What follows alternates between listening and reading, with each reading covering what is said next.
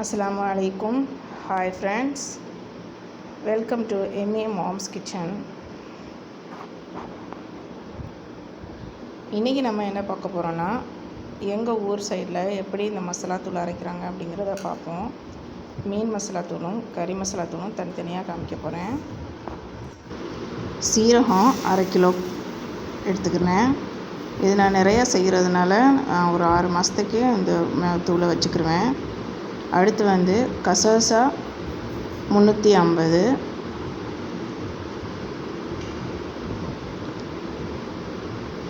பெருஞ்சீரகம் 50 கிராம், மிளகு 100 கிராம்,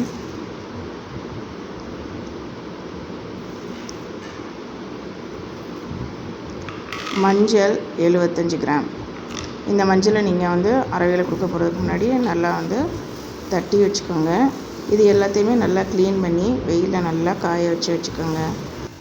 ஒரு 2 to 3 தடவை நல்லா வெயிலில் காயணும். காய வச்ச பின்னாடி அரைவேளை கொடுத்து அரைச்சிங்கன்னா இந்த மாதிரி ஒரு நல்ல ஒரு தூள் கிடைக்கும். இது நீங்கள் கறிக்கு யூஸ் பண்ணலாம், மட்டன், சிக்கன், அப்புறம் வந்துட்டு இது கூட்டுகளுக்கு, இதுகளுக்கெல்லாம் நாங்கள் இதை தான் யூஸ் பண்ணுவோம். நான் தனியாக கறி மசாலான்னு சொல்லிவிட்டு அரைச்சி வச்சுக்கிருவேன். இது ரொம்ப டேஸ்ட்டாகவும் இருக்கும். இப்போ இது கூட நீங்கள் வந்து வாசனையும் சேர்க்கணுன்னா சேர்த்துக்கலாம். கொஞ்சம் பட்டை, கிராம்பு, ஏலக்காய் எல்லாம் போட்டு கூட கொஞ்சம் அரைச்சி வச்சுக்கலாம். நான் வந்து மிளகாயெல்லாம் சேர்க்க மாட்டேன். மிளகாய் வந்து தனியாக தான் போட்டுக்கிருவேன். அதனால் வந்து மிளகாயெல்லாம் சேர்க்க மாட்டேன். மீன் மசாலா தூள் எப்படி பண்ணுறதுங்கிறத பார்ப்போம். இது மீனுக்கு மட்டும் நான் யூஸ் பண்ண மாட்டேன். காரக்குழம்பு, புளிக்குழம்பு எல்லாத்துக்குமே யூஸ் பண்ணிக்கிடுவேன். இது காரக்குழம்பு, புளிக்குழம்பு, மீன் குழம்பு இதுகளுக்கு மட்டும் நான் யூஸ் பண்ணிக்கிடுவேன் இந்த மீன் மசாலாவை. இது வந்து 1 கிலோ மல்லி எடுத்துக்கோங்க. நான் எடுத்து நல்லா சுத்தம் பண்ணி கல் மண் இல்லாமல் எல்லாத்தையும் நல்லா சுத்தம் பண்ணி நல்லா கழுவி வெயிலில் நல்லா காய வச்சுக்கோங்க. இதை நான் கழுவி இப்போ காய வச்சு உங்கள்கிட்ட காமிச்சிட்ருக்கேன். எவ்வளோ சுத்தமாக இருக்குது அப்படிங்கிறத பாருங்கள். இது வந்து ஒரு வெசலில் ஒரு பெரிய அலுமினிய சட்டியில் வந்து மாற்றி வச்சுக்கோங்க. அடுத்து வந்து கடலைப்பருப்பு 25 கிராம் எடுத்துக்கோங்க. நல்லா வறுத்து வச்சுக்கோங்க. ரொம்ப கருவை விடாமல் நல்லா வறுத்து எடுத்து வச்சுக்கோங்க.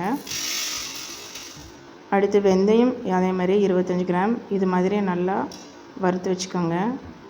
கடலைப்பருப்பை ஏன் வறுக்கிறோன்னா அது பச்சை வாசனை இல்லாமல் இருக்கும், நல்லாவும் இருக்கும். அதே மாதிரி வெந்தயம் வறுக்கிறதுனால நல்லா வாசனை கொடுக்கும். அதுக்கு முன்னாடி கசகசா வந்து 200 கிராம் எடுத்துக்கிறேன். சீரகம் 300 கிராம் எடுத்துக்கிறேன்.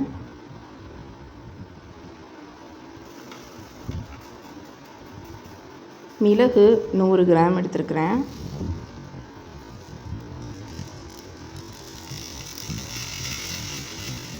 பெருஞ்சீரகம் 75 எடுத்திருக்கேன்.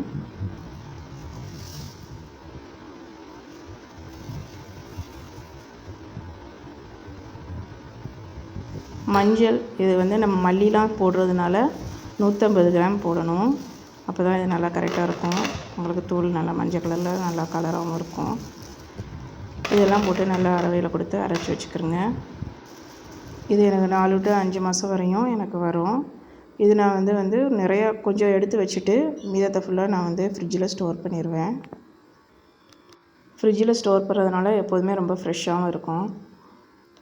இந்த மெத்தடில் தான் நாங்கள் எங்கள் ஊர் சைடு அரைச்சி வச்சுக்கிடுவோம். மீன் மசாலாவுக்கு தனியாக, கறி மசாலாவுக்கு தனியாக. இதில் வந்து சில பேர் வந்து கொஞ்சம் இது சீரகம் கசகசா போடுறது வந்து கொஞ்சம் கூட குறையாக போட்டுக்கிடுவாங்க. இந்த மாதிரி நீங்கள் செஞ்சு பாருங்கள், ரொம்ப டேஸ்ட்டாக இருக்கும்.